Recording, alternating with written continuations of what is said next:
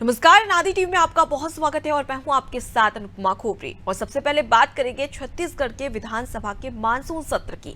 आपको बता दें कि छत्तीसगढ़ के मानसून सत्र का आज दूसरा दिन है, जहां सत्र सरकार के खिलाफ आरोप पत्र पेश करने वाली है बीजेपी। जहां 109 बिंदु का बीजेपी का आरोप पत्र होगा, जहां सदन में अविश्वास प्रस्ताव बीजेपी लाएगी और साथ ही अविश्वास प्रस्ताव को लेकर रणनीति भी बीजेपी ने तैयार कर ली है। देखिए, विधानसभा का मानसून सत्र का आज दूसरा दिन है, जहां पर इसमें कई सारे आज विपक्ष ने तैयारियां करके रखी है, जिसमें अविश्वास प्रस्ताव राज्य सरकार के खिलाफ लेकर बीजेपी आने वाली है, जिसको लेकर तमाम रणनीतियां भी बीजेपी की ओर से बनाई गई है। सबसे पहले बात करें विधानसभा के मानसून सत्र की, तो आपको बता दें कि 18 जुलाई से इसकी शुरुआत हो चुकी है, जहां पहले दिन यानी कि कल जो दिवंगत नेता है उन्हें श्रद्धांजलि दी गई और उसके बाद में ये सत्र स्थगित कर दिया गया था। आज फिर से इसकी 11 बजे से शुरुआत होने वाली है, जो कि 21 जुलाई तक चलेगा और कुल 4 बैठकें इस विधानसभा के मानसून सत्र में होने वाली है।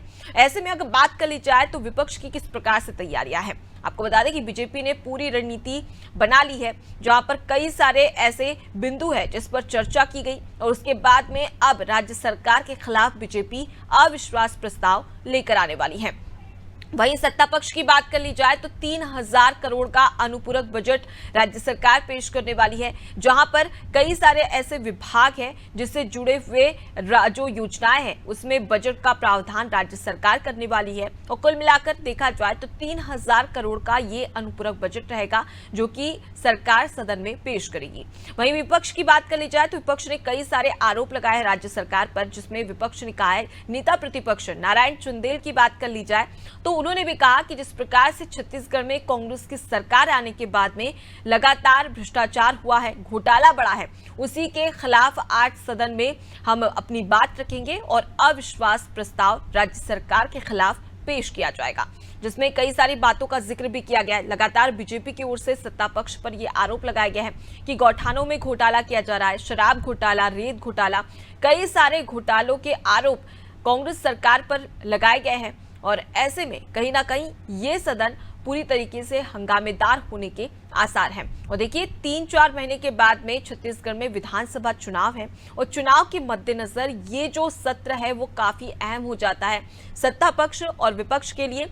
सत्ता पक्ष पूरा प्रयास करेगा कि किस प्रकार से जनता के लिए जो अनुपूरक बजट पेश किया जा रहा है उसमें जनता को लाभ दिया जा सके, जिससे कि कहीं ना कहीं जो जनता है वो कांग्रेस की ओर आकर्षित हो सके। और एक तरीके से आकर्षित करने के लिए ही इस प्रकार का अनुपूरक बजट कांग्रेस की ओर से बनाया गया है।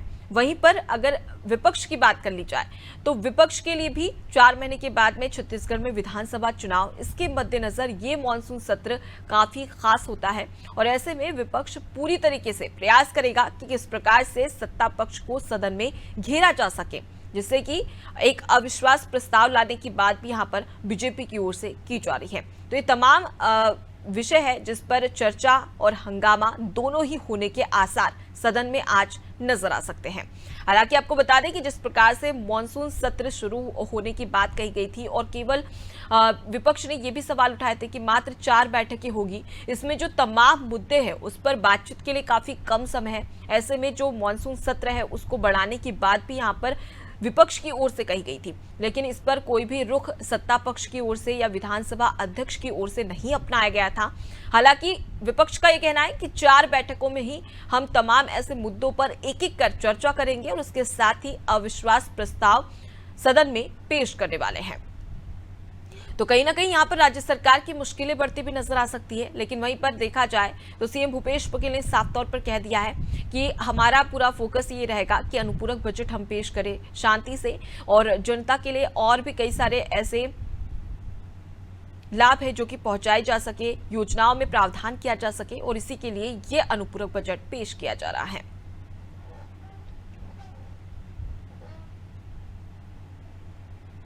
तो देखिए, कई सारे प्रस्तावों पर चर्चा करने के बाद में मुहर भी विधानसभा में लग सकती है और राज्य सरकार की कई सारी ऐसी योजनाएं हैं जिसके मद्देनजर यह अनुपूरक बजट पेश किया जाएगा। इन योजनाओं में प्रावधान करने की बात भी राज्य सरकार की ओर से कही गई है, यानी कि 3000 करोड़ का यह अनुपूरक बजट।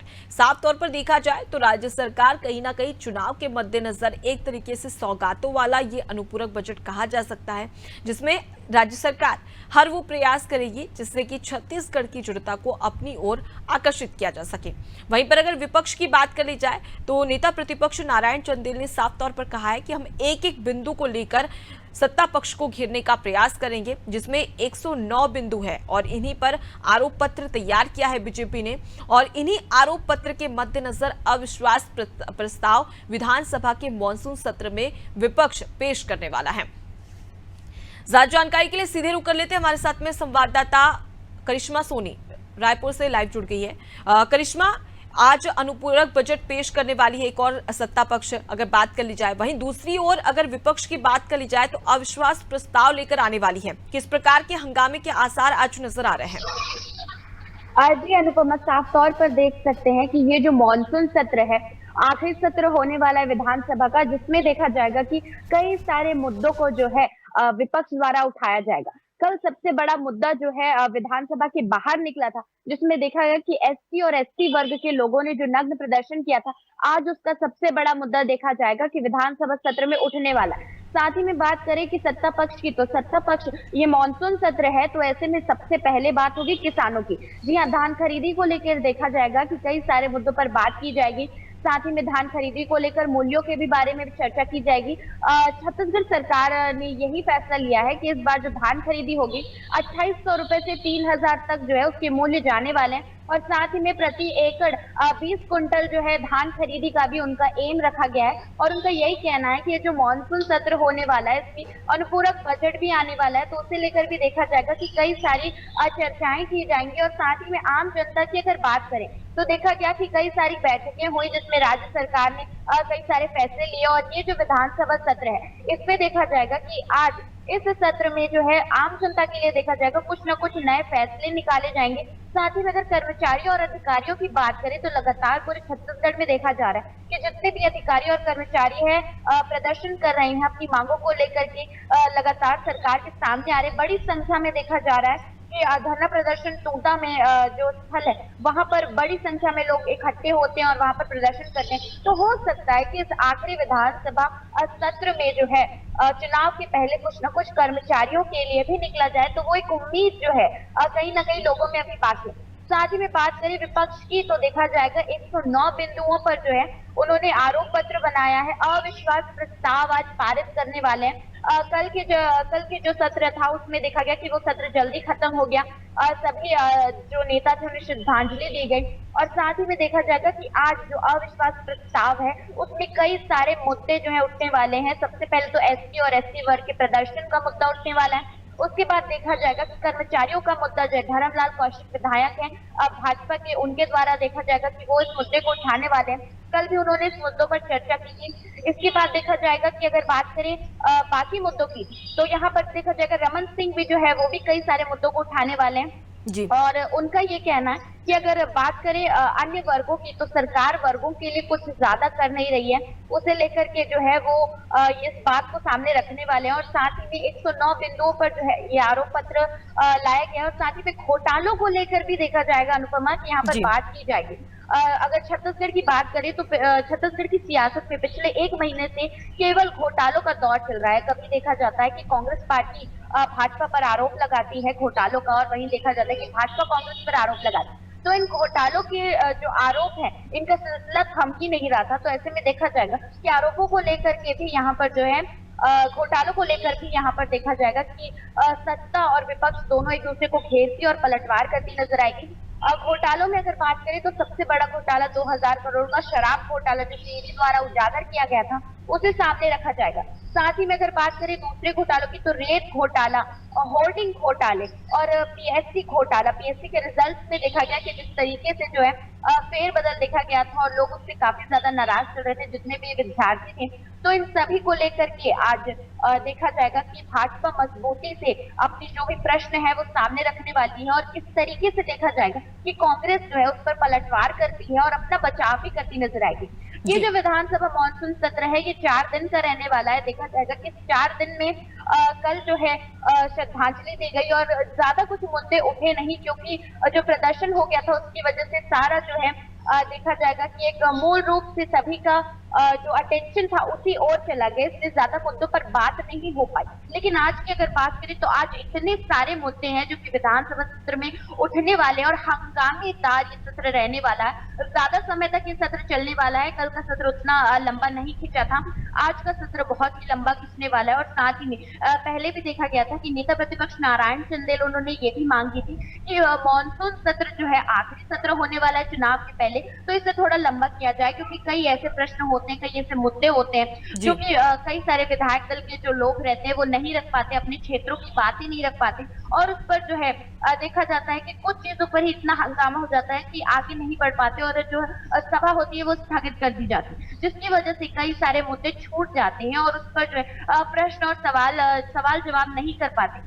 और उससे जो है आम जनता का नुकसान होता है। उसे लेकर के उन्होंने पहले भी यही कहा था कि इस जो मानसून सत्र है उसे कम से कम 10 दिन का किया जाए, लेकिन राज्य सरकार द्वारा देखा गया कि ये जो है बिल्कुल भी मांग जो है वो पूरी नहीं की गई। तो ये जो बिल्कुल करिश्मा, और ऐसे में सवाल भी उठते हैं हैं। क्योंकि कई सारे विधानसभा चुनाव से पहले ये आखिरी मानसून सत्र होगा और ऐसे में सत्ता पक्ष और विपक्ष कई सारी बातों को लेकर चर्चा भी कर सकती है और कोशिश यही रहेगी कि किस प्रकार से विपक्ष जो जनता के मुद्दे हैं उसको लेकर सरकार को घेरे और सरकार किस प्रकार से जनता को लुभाने के लिए जो अनुपूरक बजट ला रही है उसके अलावा कई सारे विधेयक भी पास करने की कोशिश भी करेगी, लेकिन काफी कम समय है।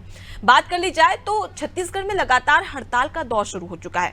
पहले स्वास्थ्य कर्मचारियों ने हड़ताल की, उस दौरान स्वास्थ्य मंत्री टीएस सिंहदेव उनके पास पहुंचे और तमाम उनकी समस्याएं सुनी। उनमें से कुछ मांगों को मान लिया गया, उसके बाद में उन्होंने अपनी हड़ताल स्थगित कर दी। लेकिन अब छत्तीसगढ़ में फिर से हड़तालों का दौर शुरू हो चुका है। जैसा कि आपने भी जिक्र किया, जो संविदा कर्मचारी है वो भी हड़ताल कर रहे हैं। उन्होंने कल विधानसभा का रुख भी किया था, जहां पर पुलिस के साथ में मुठभेड़ भी देखने को मिली थी। तो कहीं ना कहीं यहाँ पर जो राज्य सरकार की चुनौती बढ़ती हुई नजर आ रही है, क्योंकि आंदोलन का दौर अब छत्तीसगढ़ में शुरू हो चुका है।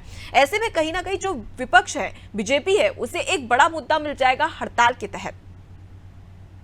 जी अनुपमा, सबसे बड़ा मुद्दा जो है पूरे छत्तीसगढ़ में देखा जा रहा है कर्मचारियों और अधिकारियों का है, क्योंकि लगातार हर वर्ग के कर्मचारी और हर वर्ग के अधिकारी को देखा जा रहा है कि वो लोग हमेशा जो है हड़ताल पर उतर आते हैं। पहली बार हो रहा है छत्तीसगढ़ के इतिहास में कि इतने ज्यादा आंदोलन जो है कभी हुए हो, लेकिन अगर आंदोलन हो रहे हैं तो उनकी मांगे भी हैं और वो भी सरकार सुन रही है और कई ऐसे वर्ग भी हैं जो हड़ताल कर रहे थे, उनकी मांगे भी पूरी की गई। लेकिन कुछ ऐसी मांगे भी हैं जिसे सरकार जो है नहीं मानती कि वो कह सकते हैं कि सही है, उसे लेकर के अभी तक विचार विमर्श चल रहा है और उसे पूरा नहीं किया जा रहा है। हड़तालों की बात करें तो देख सकते हैं कि अभी पटवारी संघ जो है वो भी हड़ताल पर था।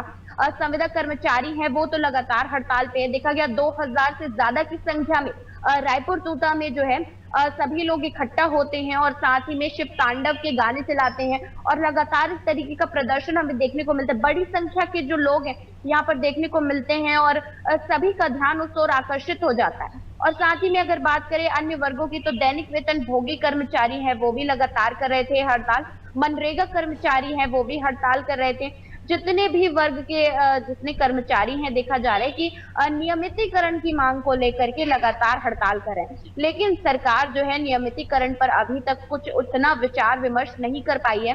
साथ ही में उनका ये भी कहना है कि सरकार ने वादा किया था कि जो 1 साल होने वाला है वो किसानों का होने वाला है और जो दूसरा साल होने वाला है वो कर्मचारियों का होने वाला है। तो उस साल का क्या हुआ?